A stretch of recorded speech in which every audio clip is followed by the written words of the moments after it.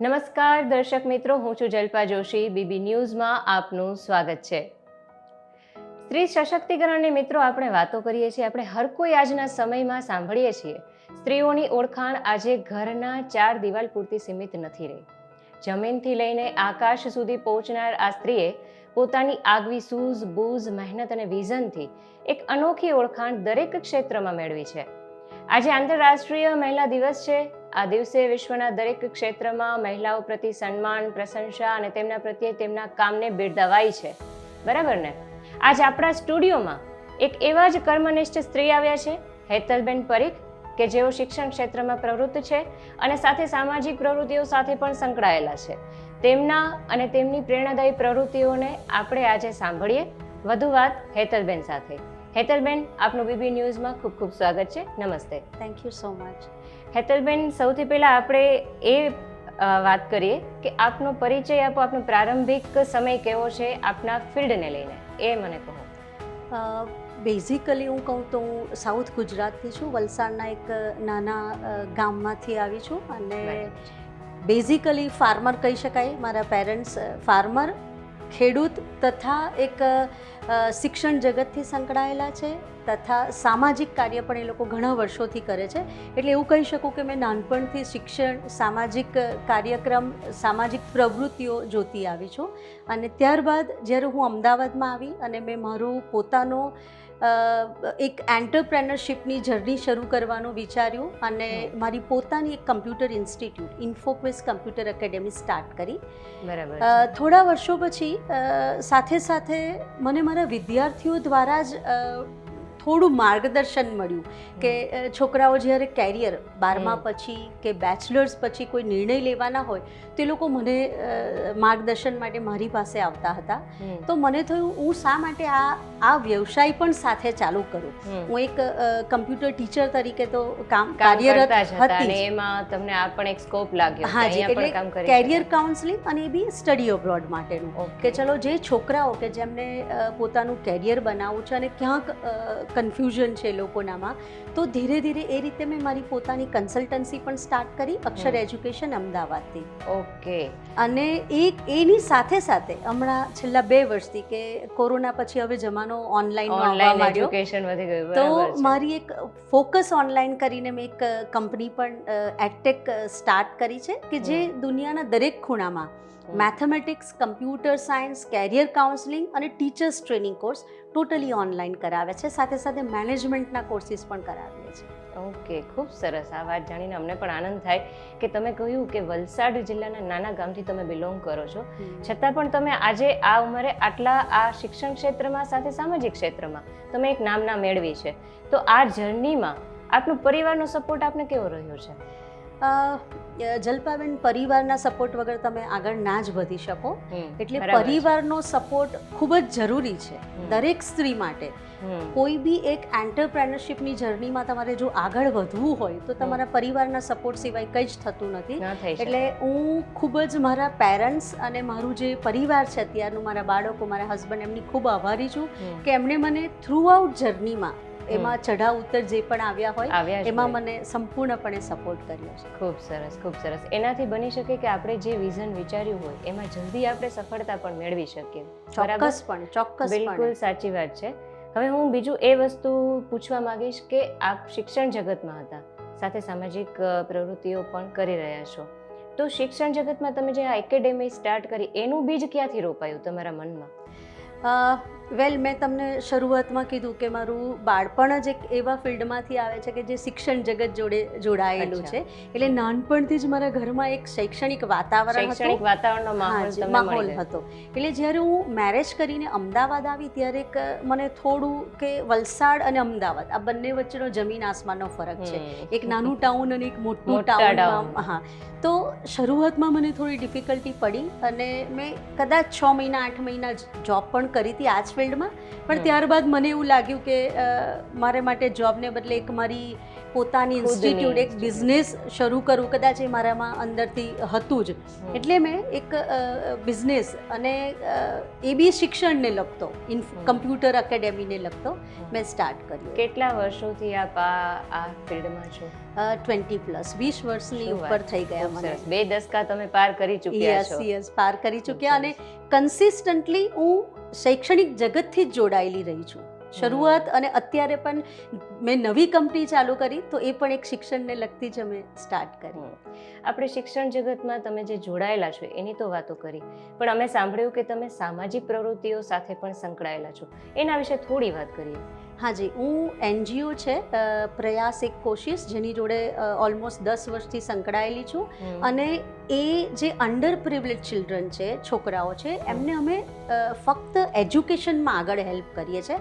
મારી પોતાની કમ્પ્યુટર ઇન્સ્ટિટ્યૂટમાં હું એવરી સેટરડે દર શનિવારે એમને 2 કલાક ફ્રી કમ્પ્યુટર કોર્સિસ કરાવું છું. અને IIM જેવી સંસ્થાએ આ બાબતની નોંધ પણ લીધી હતી અને એક સમાજને એક ઉદાહરણ પૂરું પાડે એ રીતે એ લોકોએ મારો ઇન્ટરવ્યૂ પણ લીધો હતો કે સમાજમાં એવી કેટલી બધી વ્યક્તિઓ છે કે જેમની પાસે આવું ઇન્ફ્રાસ્ટ્રક્ચર છે, તો એનો યુઝ કરીને એ લોકો થોડો સમય પણ સમાજને આપે તો મદદરૂપ થઈ શકે.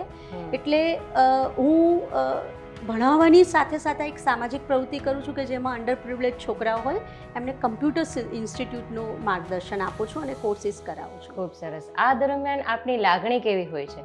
કારણ કે અંડર પ્રિવિલેજ બાળકો હોય છે, એમની જે સિચ્યુએશન છે એ તમે રૂબરૂ જોવો છો અને પછી તમે એને તમારી ઇન્સ્ટિટ્યૂટમાં બોલાવી એને શિક્ષણ પૂરું પાડો છો. આ દરમિયાન આપની લાગણી કેવી હોય છે?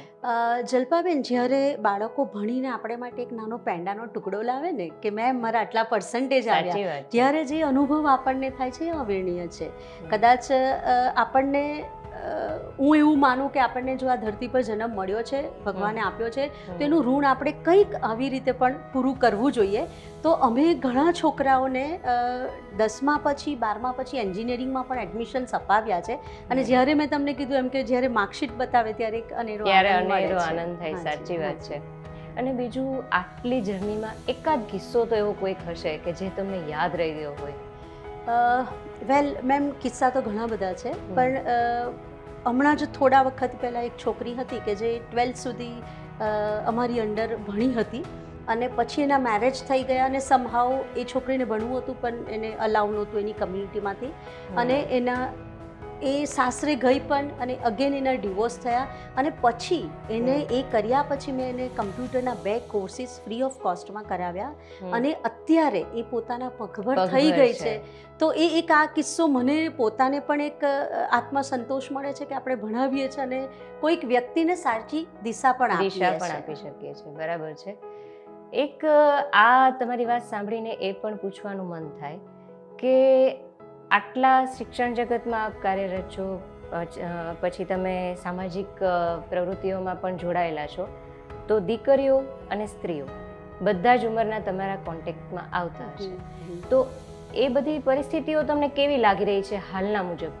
જલ્પાબેન, પહેલાં કરતાં અત્યારે સ્ત્રીઓની અને છોકરીઓની પરિસ્થિતિમાં ફરક પડ્યો છે. હું એવું નથી કહેતી કે નથી પડ્યો, પણ જે ફરક હોવો જોઈએ એ હજી સુધી નથી આવ્યો. કારણ કે બાળકો હોશિયાર હોય, ખાસ કરીને છોકરીઓ, પણ એક લેવલ સુધી કદાચ 10મા 12મા પછી એને ભણવાની પરમિશન નથી મળતી. એવા કિસ્સાઓ બી છે કે મેં અને મારી જે NGO છે એની લેડીઝે ભેગા થઈને પેરેન્ટ્સને સમજાવવાનો પણ પ્રયત્ન કર્યો છે. એટલે હું માનું ત્યાં સુધી કે અત્યાર સુધી જે બી બધા પ્રોગ્રામ્સ ચાલે છે નારી સશક્તિકરણના, એ બધામાં આપણને સફળતા મળી છે, પણ ગ્રાઉન્ડ લેવલ ઉપર જ્યારે થાય ત્યારે જ સાચું થાય. એટલે કહી શકાય એ હજી પણ આપણે બહુ જ ફેરફાર કરવાની જરૂર છે હજી. અને ક્યારેક એવું પણ લાગે કે અમુક બાહ્ય રીતે બહુ આધુનિક કપડાં પહેર્યા હોય, એ બધું જ મતલબ આધુનિક તમને પિક્ચર દેખાઈ રહ્યું હોય બાહ્ય રીતે, પણ ઇનસાઇડ ધ સ્ટોરી કંઈક અલગ પણ હોય. જેમ કે વર્કિંગ વુમન, ક્યારેક આપણે ઘણા કિસ્સાઓ એવા પણ જોતા હોઈએ છીએ આપણી આસપાસની દુનિયામાં, આસપાસના સમાજમાં, કે એ લોકો કામ કરવા માંગતા હોય છે, સ્ત્રીઓ બહાર જવા માંગતી હોય છે, પણ એમને એ કહીને પણ રોકી દેવામાં આવે કે આપણે શી જરૂર છે. તો એના વિશે આ ટાઈપના કેસીસ જે છે એના માટે તમે શું કહો છો? એટલે આપણા સમાજમાં એક માન્યતા છે કે બહાર જઈને કામ કરવું એ ખાલી પૈસાની જરૂરિયાત છે, હું નથી માનતી કે ફક્ત પૈસાની જરૂરિયાત છે. તમે આજે એક ઘરની બહાર જઈને એક કામ કરશો કે જે સ્કિલ તમારામાં છે એનો ઉપયોગ કરશો તો એક આત્મસંતોષ તમને મળશે. તમે એક નવી દુનિયાને જે પોતાના પરિવાર સિવાયની બહારની છે એને ઓળખતા શીખશો એટલે તમારી સ્કિલ પણ એક ડેવલપ થશે. આર્થિક રીતે સદ્ધર થવું તો જરૂરી છે જ, પણ તમે કીધું એમ કે ઘરેથી એવું હોય કે ભાઈ તમને શાની જરૂર છે, તો એ પૈસા સિવાય જે બીજી જરૂરિયાત છે તમારા પોતાના આત્મસંતોષની એ ચોક્કસપણે તમે બહાર નીકળશો તો એ થશે જ ચોક્કસ. હેતલબેન, આપ શિક્ષણ જગતથી જોડાયેલા છો અને અક્ષર એજ્યુકેશન નામની સંસ્થા પણ ચલાવી રહ્યા છો, એના વિશે થોડી માહિતી આપો. અક્ષર એજ્યુકેશન એ સ્ટડી અબ્રોડ કન્સલ્ટન્સી છે કે જે છોકરાઓને, બાળકોને, વિદ્યાર્થીઓને 10મા પછી, 12મા પછી, બેચલર્સ કર્યા પછી માસ્ટર્સ માટે ઇન્ડિયાની બહાર કોઈ બી કન્ટ્રીમાં જવું હોય, પ્રોફેશનલ સ્ટડી માટે, ઉચ્ચ શિક્ષણ અભ્યાસ માટે જવું હોય તો એને માટેની તમામ સર્વિસ પૂરી પાડીએ છીએ. એ એડમિશન એપ્લિકેશનથી લઈને વિઝા પ્રોસેસ સુધીની તમામ સર્વિસ અમે આપીએ છીએ.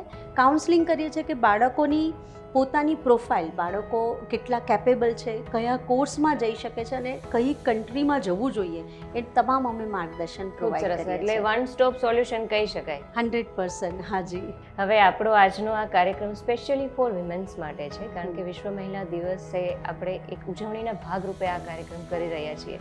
તો મહિલાઓને આપ શું સંદેશો આપવા માંગશો? ખાસ તો મારે મહિલાઓને એ કહેવાનું કે તમે સૌથી પહેલાં એડ્યુકેટ થાઓ. હું પોતે એવું માનું છું કે 40 વર્ષે 50 વર્ષે પણ તમે નવું ભણો.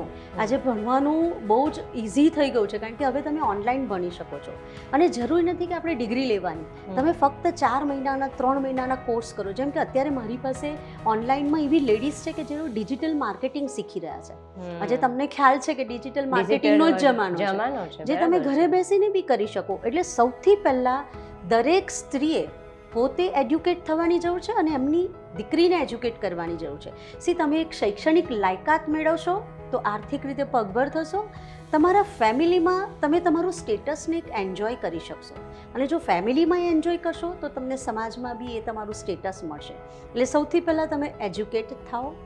બીજી વસ્તુ, તમારા રાઇટ્સ માટે તમે સભાન થાઓ. આજે સ્ત્રી માટે જે રાઇટ્સ છે બહુ જ બધા છે, પણ સ્ત્રીઓને ખબર જ નથી હોતી કે જીવન કઈ રીતે. હાજી. એટલે તમારી જે મૂળભૂત અધિકાર છે એ બાબતમાં તમે સભાન થાઓ. અને ત્રીજી, તમે ફિટનેસમાં ફિટ થઈ જાઓ. હું પર્સનલી માનું કે દરેક સ્ત્રીએ શારીરિક અને માનસિક રીતે ફિટ થવાની બહુ જ જરૂર છે. એટલે મારો આ સંદેશો તમામ સ્ત્રીઓને આજના દિવસે છે કે મેં આજે 3 બાબત કરી. એજ્યુકેટ થાઓ, ફિટનેસ ઉપર પ્રભુત્વ મેળવો અને તમે એક સ્ટેટસ લઈને તમારા સ્ટેટસને એન્જોય કરો. આ બહુ જ મહત્ત્વની બાબત છે. ખૂબ સરસ. આપની સાથે વાત કરીને અમને ખરેખર બહુ જ મજા પડી અને અમારા દર્શક મિત્રોને પણ મજા આવી હશે. હેતલબેન, આપ અહીં આવ્યા અને મહિલા દિવસ નિમિત્તે અમારી ઉજવણીના ભાગરૂપ આપે આ કાર્યક્રમમાં આવ્યા અને એક ભાગ બન્યા, એમના માટે આપનો ખૂબ ખૂબ આભાર. અમે આશા રાખીએ કે આપ એક સ્ટેજ ઉપર સફળતા મેળવી જ ચૂક્યા છો, પણ હજુ આગળ પણ આવા સેવાકીય પ્રવૃત્તિ પણ કરતા રહો અને શિક્ષણ જગતમાં આપ હજુ પણ નામ ખૂબ જ સારું કરો. એના માટે અમારી ખૂબ ખૂબ શુભેચ્છા. Thank you so much. Thank you so much Jalpaben.